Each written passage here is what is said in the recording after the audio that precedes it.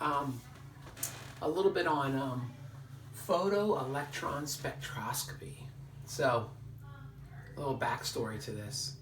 When they changed the AP Chemistry format, curriculum, College Board changed it, they took a lot of things out, to be honest with you. Mr. Macfus and I were not happy about it. No Arrhenius, no Nernst equation, and several other things that we actually did this year, but won't be on the test. But what they did add one thing, and it's called photoelectron spectroscopy. Of all things to add, we weren't quite sure why, but it has been on tests. So I thought I'd share a little bit about it with you, and then I'm going to send you a poll, and you'll do not the whole poll, but you'll do some of those questions along with some other questions.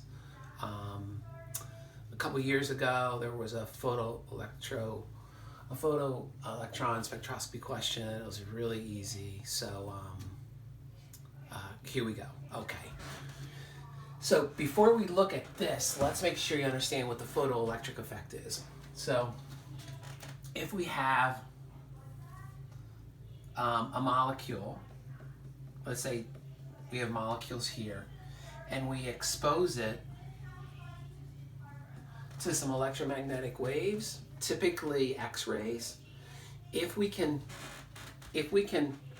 overcome what's called a threshold energy, what we can do is ionize these molecules. So what will happen is this molecule here, these X-rays may kick, if the energy's great enough, may kick an electron out of this. So the electron would leave, and we would be left with a cation. So what's happening here is the molecule's getting ionized. All right, that's oxidation. Now, this process looks at the kinetic energy this electron has as it's leaving the molecule. Okay, so we have a couple things happening here. Let me show you a diagram here. Here's an electron. If this X-ray comes in, okay, so let's call this, the energy associated with these photons of light, these photons. If this electron, let's say it was in n equals 1, energy level 1, and it actually leaves the atom, so it actually leaves the atom, it's left.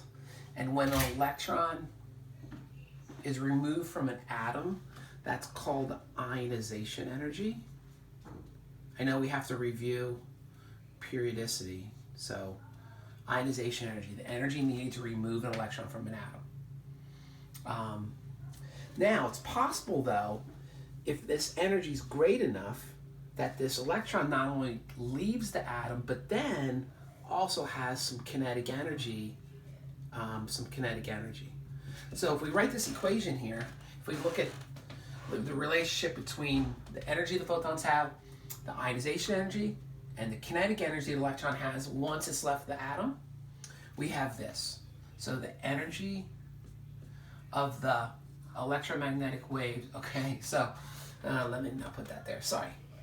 Electrons of the photons, the energy of the photons is equal to the ionization energy plus the kinetic energy that the electron has, okay? So if we're interested in this, so the ionization energy is equal to the energy the photons had minus the kinetic energy. So scientists can determine this, can determine that, so therefore we have the ionization energy. And in this diagram here, ionization energy and binding energy are related. Okay, so photoelectric effect. we can use photons of light to kick an electron out of a molecule, as long as that energy is great enough. And with that leads us to getting an ion, a cation, and this electron. Okay, so scientists can measure these things, so therefore get ionization energy. So now we have this, what the spectra would look like from this instrument. And this can tell us a lot about a molecule or an element in this case. And we want to look at this. This is relative number of electrons. This is binding energy, so that the energy that would be needed to remove the electron from the atom.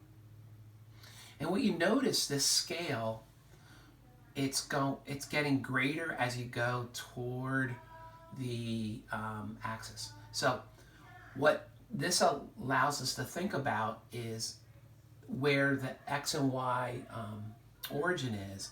This is the nucleus. The nucleus. Okay? So, if this is the nucleus, what electrons are closest to the nucleus? Yeah, the 1s, the electrons in the 1s orbital. This would be the 2s orbital. What comes after 2s? 2p, and then 3s. So, this is 1s2, this is 2s2. Now, notice this peak is 1, 2, 3 times, it looks like it's about 3 times greater than that. That means there's 6 electrons. Remember, relative number of electrons. 2p6. 3s is next. And notice this peak is about half of this, 3s1. So we can identify what the atom is based on this photoelectron spectra. And of course, if we look at a periodic table, this is neon right here, and the atom right after neon is sodium. So this is sodium. All right. Hey, let's look at